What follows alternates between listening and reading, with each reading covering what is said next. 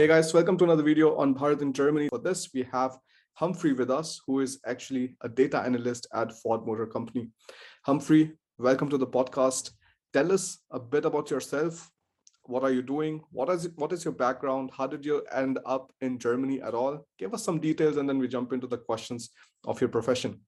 I graduated from the University of Port Harcourt in Nigeria as an economics. I had my BSc, and then of course I always had this desire to travel outside, just to, I actually love traveling. I love adventure a bit. So I knew I wanted to learn in new cultures, just have that privilege of having to go outside to study. And hence why I chose Germany for the culture, the new language. I felt like, okay, I wanted a place where I didn't need to speak English. And of course, I came here. And I am currently running a master's program at the University of Siegen. The program is economic policy. Yeah, my professional background, I began as an intern with First Bank of Nigeria. Then I was then moved to the data team where I worked as a data analyst. And as we speak, I just finished my internship with Ford Motors. Yeah, That's as a data very cool. analyst as Mhm. yeah. That's very interesting. So, first of all, tell me a bit about the motivation.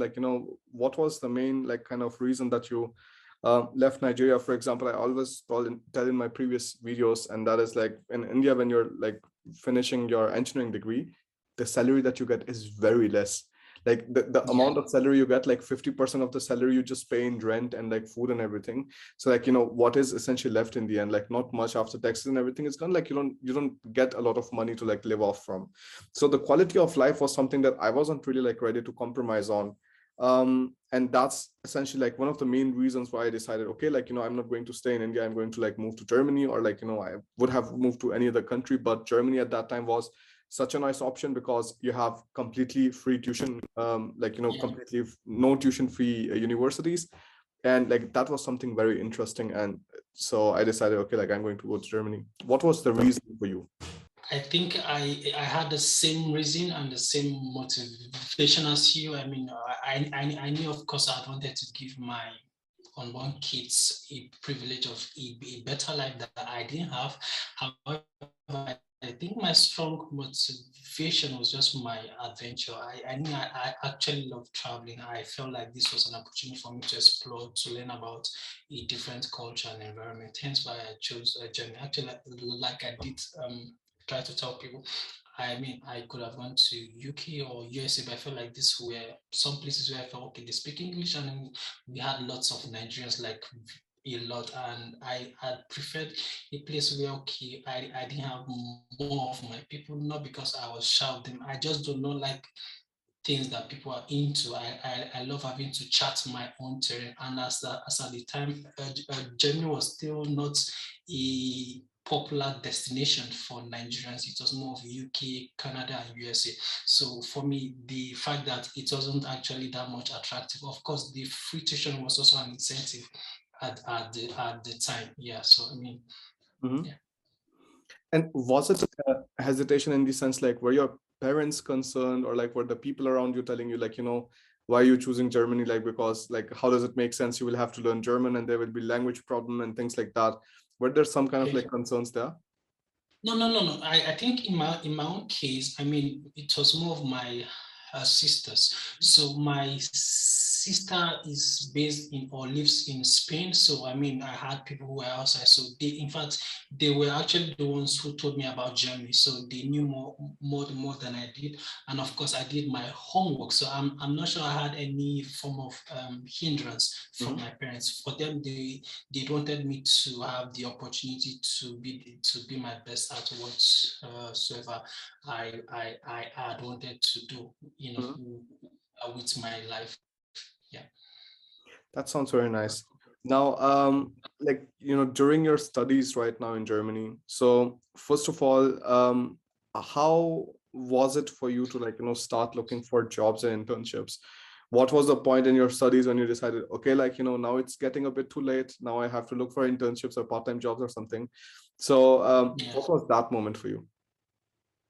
Man, I think, there's a thing about Germany, right? Once you're about to kind of write your thesis, that's when the fear of the 18 months gets to you, and then you become depressed, like you're thinking about the future. Yeah. And for me, I had this thought even before then. So I think I was a lot more proactive a bit, because for me, I didn't want to get to that point where I was running from pillar to post, trying to ensure that I got the job before the 18 months, had expired, and of course, I'm not sure I'll have wanted to go back home to Nigeria. I'd wanted to make something of myself here. Then, of course, I'll love to go back home on my own terms.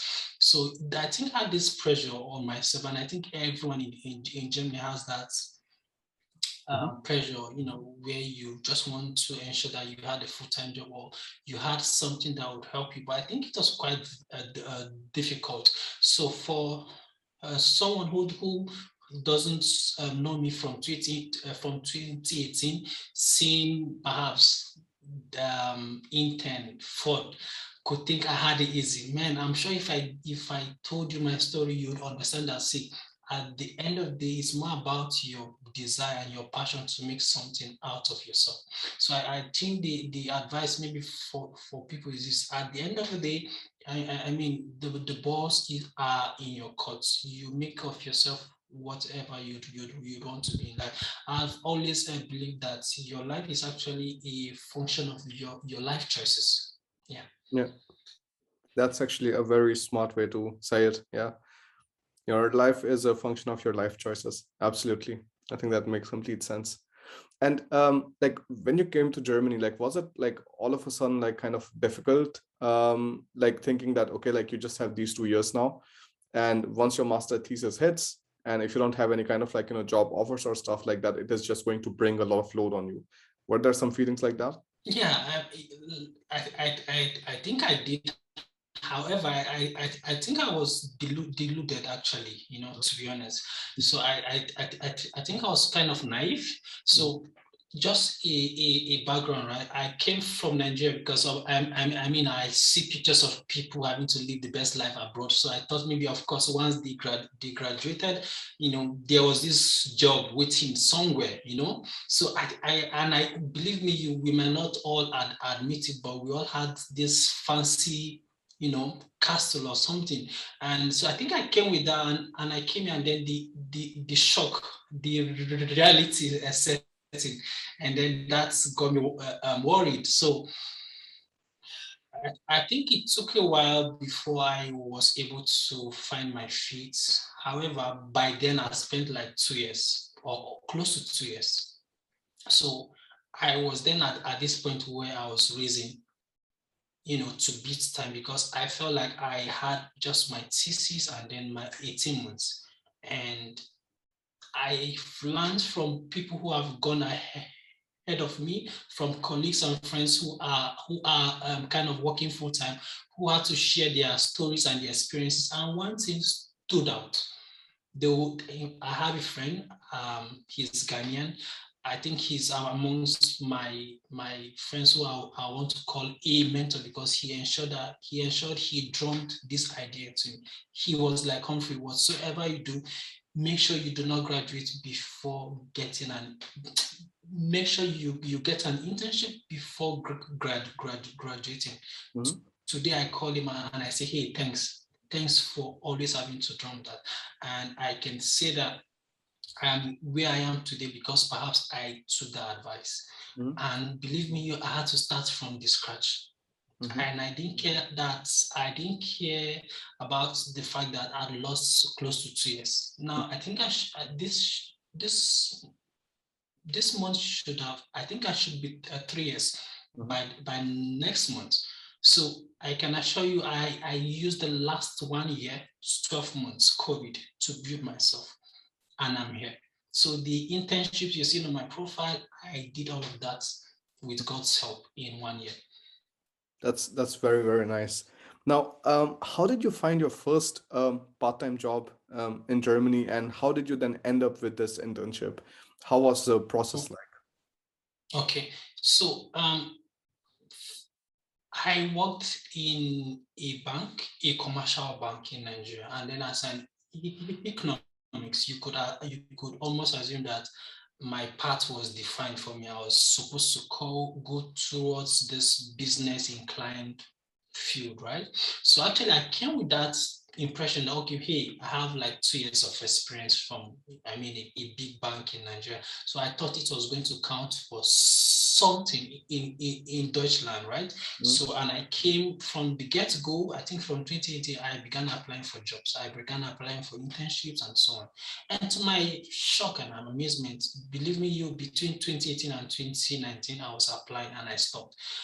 In this period, I only got one interview. I wouldn't forget the company, HDI. I don't know if you know, it's this insurance company. It was with HDI in Cologne, and that was my only ever interview. Like an opportunity I got, and it's, of course, it didn't go well, right? And after a while, I gave up. I felt like, man, because at the end of the day, I realized I needed to have command to have a strong command of Deutsch. Mm. And the challenge I had with Deutsch, I've always had the passion to learn Deutsch. However, you would agree with me that it's not easy being a student, a full-time student, having a part-time job, like, I mean, odd jobs, a warehouse, and working at Amazon or something, and then having to come back home to prepare to pass your exams and then going for Deutsch classes.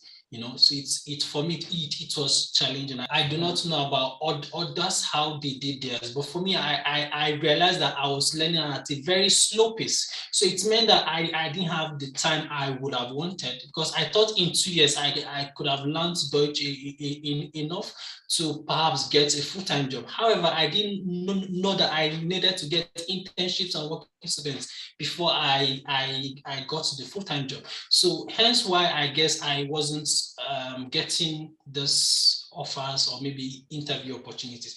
That was because in my field, I needed to command strong, I needed to have a strong command of Deutsch. So I think in late 2019, I began to ask myself, okay, what's the way forward? I mean, is this how I'm going to just stay idle, going from one warehouse to the other, from one kitchen to the other, doing odd jobs? It was depressing. But I think the best thing that happened to me during this COVID was that COVID changed my life. Okay, so in that, COVID now gave me ample time, because as you could imagine, so I didn't need to go into class, to a physical class. So I had class at home. So it meant that I had to have my classes at home, and then I go for my odd jobs. However, in this time frame as well, I met a friend who I spoke to, and I realized that, hey, because actually, okay, so I had wanted to go. I had wanted to go into tech before I came to Germany. I actually applied for data science and I didn't get it. So I felt, okay, there was no point wasting time. Let me just go for the one I knew would give me a straight up admission. So I then found out that, hey, I could actually teach myself these things and build my CV and then apply for jobs. So believe me, between August last year, I was on Coursera, on Udemy, on YouTube, on any platform. In fact, I sought advice from people who were in the field I'd wanted to go into, to seek for advice, and they helped me, and this helped me to build myself. Now, after having to gain these skills and having some few certifications along the way, I then came to the point where I got this advice from a friend who said, hey, if you want to get a job, LinkedIn is the place. I went to LinkedIn. I think I opened my first account in LinkedIn in 2014. However, I only got active this year. The first post I made was to beg. I had to like drop my CV.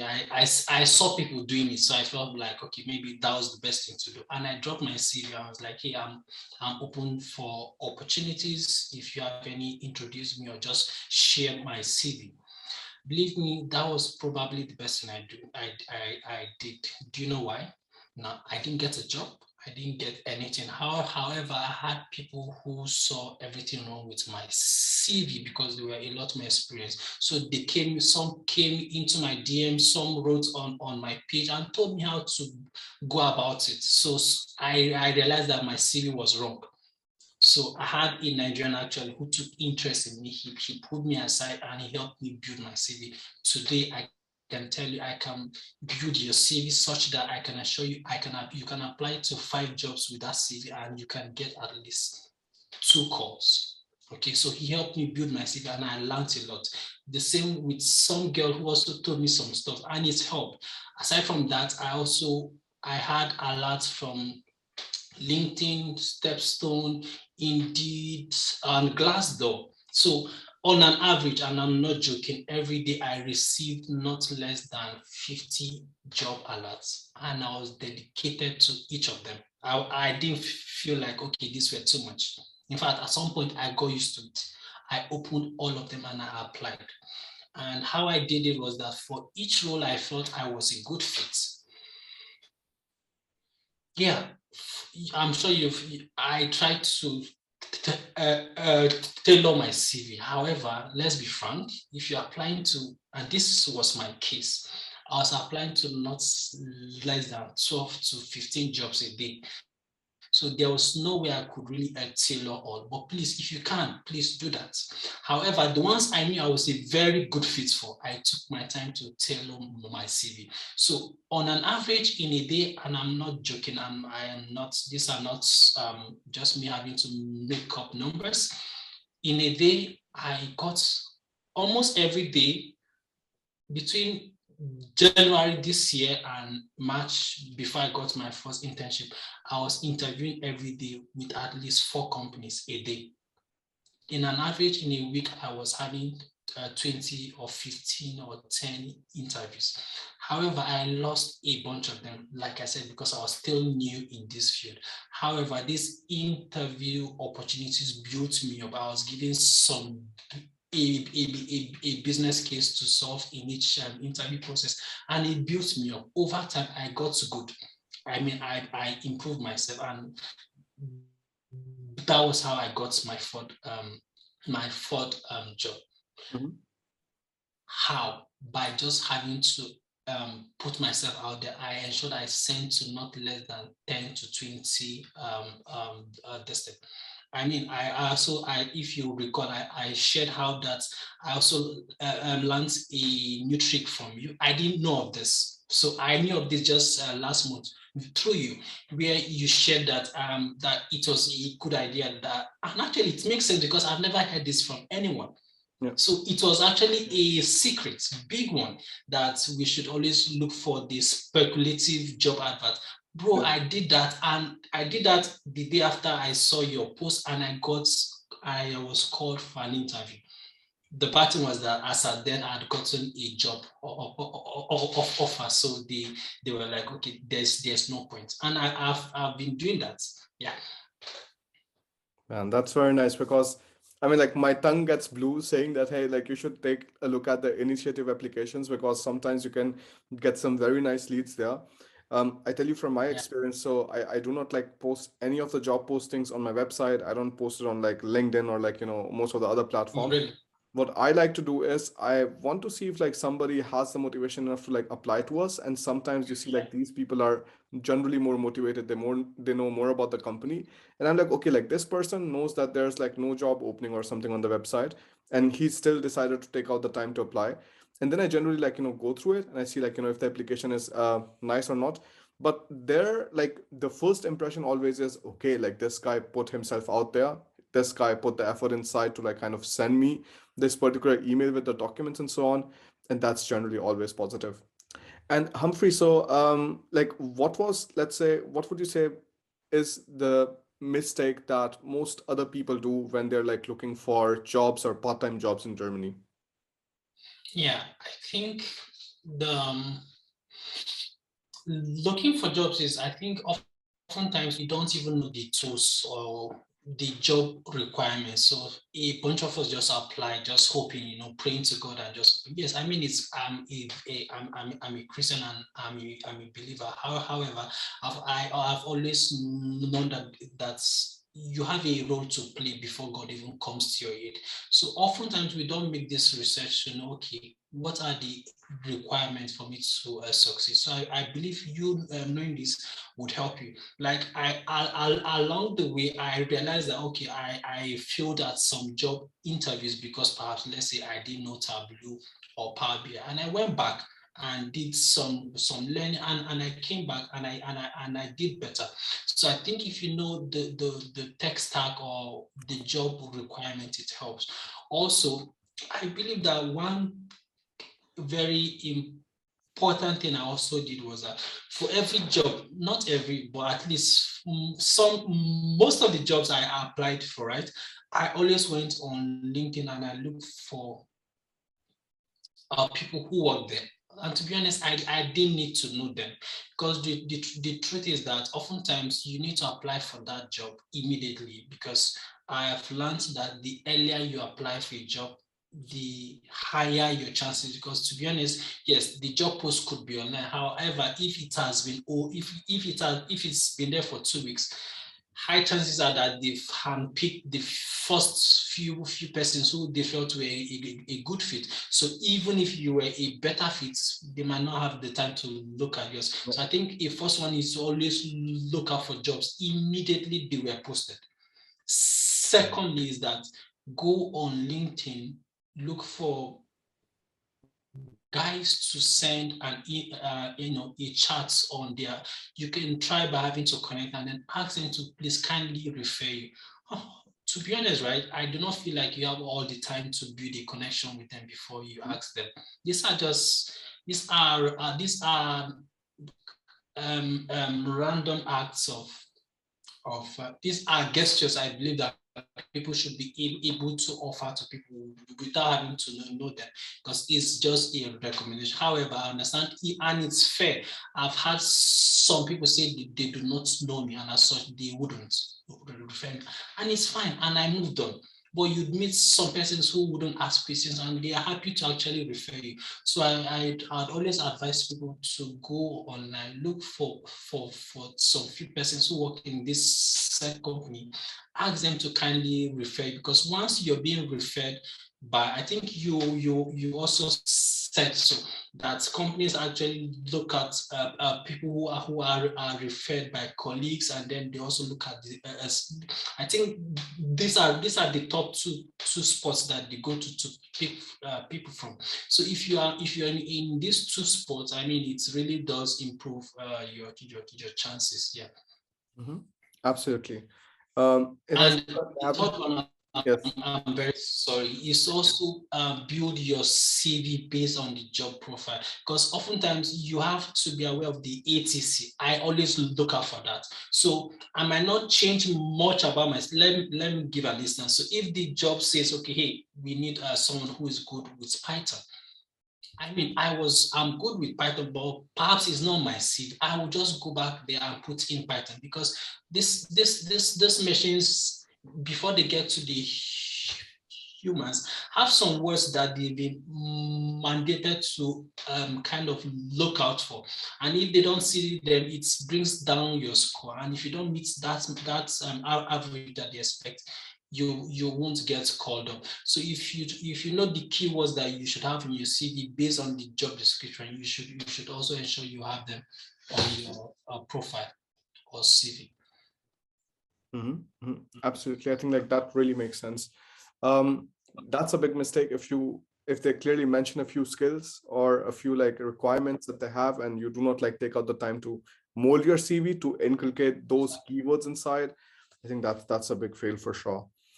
Yeah, and also the thing about early hiring is, Humphrey, that like most of the times companies, the longer they wait, so if you talk about the larger like corporates and stuff, like they just have 365 days in a year. The longer they are running at a lower capacity than like what they need, like the more money they're losing. So that's why like generally when you see like with recruitments, as soon as a vacancy goes up, they try to fill it out as soon as possible. And their motivation Okay. generally is that it doesn't even like go out to the stage where like they have to like put up a job application, this job vacancy on the portals, and then afterwards have to interview people in the number of like like hundreds or something sometimes. And like there's always like wasted resources in these kind of areas. So that's why like some big companies can afford that, and that's why like you see like bigger companies essentially taking like multiple rounds of interviews one after the next, whereas the smaller companies cannot really afford that. So in those kind of scenarios, like if you're really like even aiming for smaller companies, in those kind of scenarios, like this initiative application like works pretty well. But I think the tip that you gave, that is like if you do not have the time to like kind of build connections on LinkedIn, like just going ahead and like dropping your CV or something and letting them know, I think like that's also not a bad idea at all. Thanks. Perfect. I mean, I didn't know this part, and I can say I've learned a thing or two, like right now. Yeah. Mhm. Yes, absolutely. Now, did you also had to face the part of like salary negotiations or something like during your internship?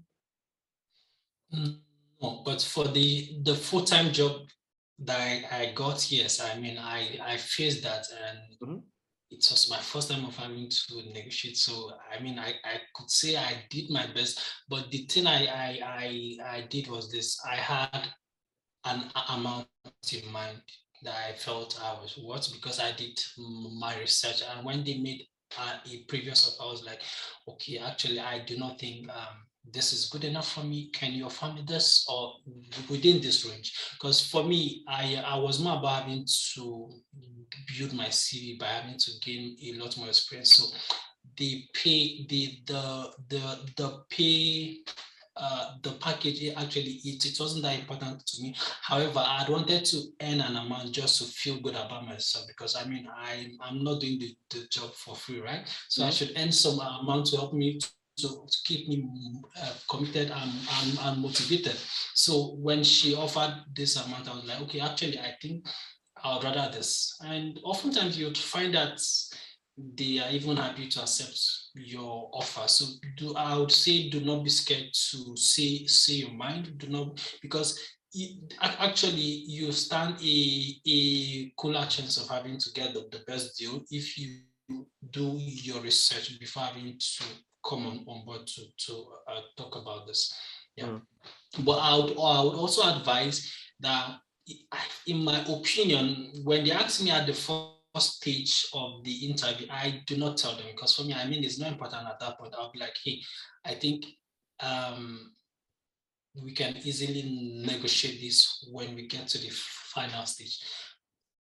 Only when they insist do I give them a range, but I don't just say, hey, I want 50,000 or 60,000. I'd rather give you a range, except when we get to the final point when you're making the offer to me. Yeah. Mhm. Mhm. So what is the final company that you'll be choosing for, and like when are you going to start your full-time work? Yeah, I mean, I'm supposed to start next week, and also I'd wanted to share this as well, which is like, I do not know if you share this with your guys. I mean, the government changed the law from last year in March 2020, such that you could be schooling and also hold a full-time job, so long as you know that you can take on the job and fulfill this. So it works this way. So far, you have a BSc from your home country. Of course, it's acceptable. So since I knew this, and I knew I was about to write my thesis, whilst I was applying for another internship or work student, I was also applying for full-time jobs. And it worked out so well that I got both a full-time job, an internship, and a working student. So since, of course, I knew that the law had been changed, I had to convince the HR, who even at the point, I'm not sure she knew much about these laws. So of course, if you have the edge, if you know these laws, you can also tell them, and they can go make their research and come back to you and be like, hey, it's fine. So I was able to convince them that actually I could do this job. And yeah, so I mean, so I had to go with the full-time job instead. That's very interesting. So can you like kind of like tell me again? So like this is that if you are studying, you can still take up a full-time employment. Yes, I can send the link, and it's on Yeah. it's on the German government's page. Actually, it's not like maybe it's something I had. No, it's in fact I am supposed to move to Frankfurt. So for bigger cities like Frankfurt and Berlin, they are well aware and versed. In fact, on Frankfurt's it's Rathaus page. It's written there. But for towns like my place where we don't have much people, I had to really convince them. In fact, at some point they felt I was kind of cooking up stories. So not everyone is familiar with it, but if once you know it and you can prove it to them, how it works is this. The condition is that you must have a full-time contract before you come to them. So once you have your full-time contract, you go to the rat house, you say, hey, so I have this full-time offer. I desire to change my visa from a student visa to a working visa. So it works this way such that of course, I heard it takes 6 to 8 weeks before they do the conversion. So if it's being done, then you can change your visa to a working visa and you can still be going to school. Yeah. And this is a very interesting news, because I know I've interviewed 2 more people before that, and they told me that they were able to quit their full-time studies, and they started a full-time employment, whereas like it used to be not the case previously. Like you cannot quit your studies and get it's quite new. Yes, exactly. Yeah, it's quite new. That's very nice, for sure. And so far, like, let's say, like, to kind of like wrap it up, like there's something else that you think like that people should really watch out for when they're thinking about finding jobs in Germany? What are going to be your biggest advices, your biggest do's and don'ts? So over time, I learned that it was a lot more important to work in a role or in a company where you're actually going to enjoy what you're doing. So I chose this full-time offer, not exactly because it was a full-time offer. The other one was a more prestigious company. However, the path it was going to take me wasn't really a path I'd wanted. So I think the do's I'd want to advise everyone is, hey, you should actually have a picture of what you'd want your future to be like. That can also guide you. Okay, so for instance, I knew I'd wanted to do the part of data analyst, BI, then data engineer. So if I'd gone with that big firm, I could have gone the part of a financial data and I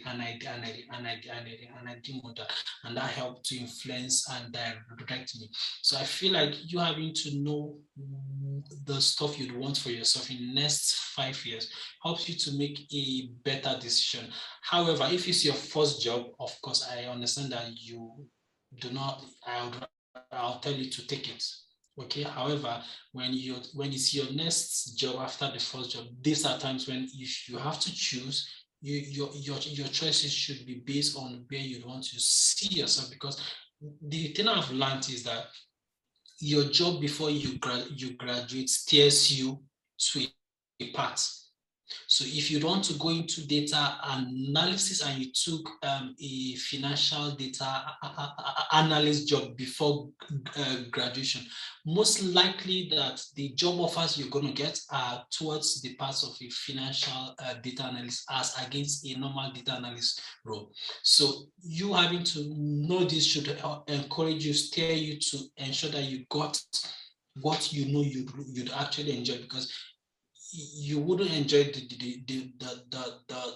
amount, the money you're being paid if you're not enjoying the job. Then as for don't is this, I think we should always be open to change. We should always be open to um, having to move outside of our comfort zone. I can assure you it was a big deal for me to move from my previous background to tech. So I had to learn Python all by myself, and it was scary initially. But what kept me going was, man, that's desire to succeed. I didn't want to get to that point where I was looking down at my 18 months going down, and I was scared, and that scared me. So I think having this desire to succeed also is quite instrumental. Yeah. And a don't is, please do not, I know we do this a lot. I've done it in time past. However, something I've learned is this, and I know that people do it a lot. When you want to send a CV, I know we put things that we can't defend, fine. However, if you know that between the time frame when you're supposed to have the interview for this job, you cannot defend this thing, then do not put it. I'll give you an instance. I am not that great in Python. So if I see that a job is heavy on Python, I do not apply. In fact, I don't put Python, because I know that I cannot learn enough for me to defend myself in an interview, because Python is broad. However, if it was something as straightforward as, let's say, SQL or Tableau or Power BI, and I didn't have it before the interview, I'll put it there, because then I'll then go ahead and prepare myself such that if I got this interview, I could defend it. So don't expose yourself to having to look stupid, and then this kills your confidence. A second one is this: learn to not go with this rush to apply to every job, especially the ones you feel like you don't have the skills, because the more light damage you get, the more depressed you get, and it's easy to give up. So yes, I know some jobs I've applied to, and I didn't have everything they wanted. However, at least I knew I had 18 or 2 in the job description. I don't just go haywire and apply for a job I know I do not have any of the tech stacks. Because at the end of the day, you're going to get a lighter niche. I do not see any way they will call you. And the more lighter niche you get, the more depressed you get, the more discouraged you get. So the advice is this: limit yourself to jobs that you think you stand, even if it's a 10% chance. But not a job that you do not stand any chance, and then you apply, and you know you're expecting a lighter niche. So as much as you can discourage yourself from having to apply to jobs that you know that you not, please do it, because it helps. I can tell you I dealt with depression while applying for this job, because oftentimes I got to a stage I felt I was going to get this job, and then I got a lighter. This was jobs I felt I was close to getting, not to talk more of perhaps the ones that you had no business applying. So if you can actually hold back yourself from applying to jobs you feel like, okay, I don't have the tech stacks, please don't. You the problem is that we also often feel like if we don't apply to these jobs, we won't see a next one to apply to. The thing I've learned is that new roles are coming out every Monday and Friday. So just be patient. Yeah. Man, that's very solid. I mean, I can see you like writing some very nice posts on your LinkedIn profile, and maybe I like keep an eye out and see like what kind of things you're posting there for sure. And thank you so much for like kind of taking out the time and sitting down with me That's fine. and like just talking about all of these details, because I know for many people they can find time for this, they can find time to share the information, but like generally it's not the like top of their priority list. But and I understand. that's where I believe that adding value to other people definitely brings in a lot of good karma for you. So of course, take a look at all of the things that we have discussed in this video. Make notes of it, because there's some very important information that we already shared. There are also some free resources that you can find in the description. And if you still have any kind of questions, write it down in the comment section below and let us see if we can help you out with something. Thank you so much again, and I'll see you in the next one. Bye.